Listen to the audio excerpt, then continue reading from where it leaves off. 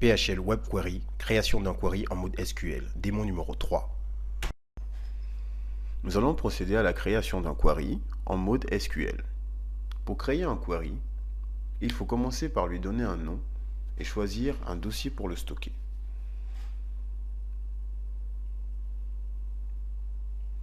Par la suite, nous devons faire la saisie de la requête SQL. Le concepteur définit la requête SQL lui permettant de sélectionner et créer les champs dont il a besoin en utilisant la syntaxe SQL de IBM AI.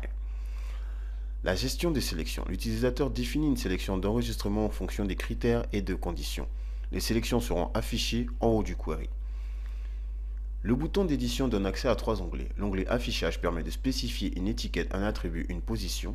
L'onglet Format permet de définir le type du composant, liste, zone de saisie, zone date, combo. Et l'onglet Opérateur permet de définir l'opérateur.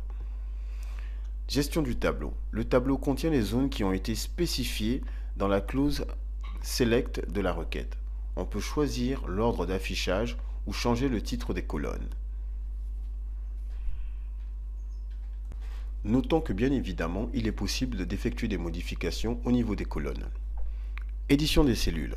Une zone récapitulative peut contenir la somme, la moyenne, le maximum ou le minimum d'un ensemble de cellules. Elle prend son sens lors du groupement de lignes ou de l'affichage d'un récapitulatif.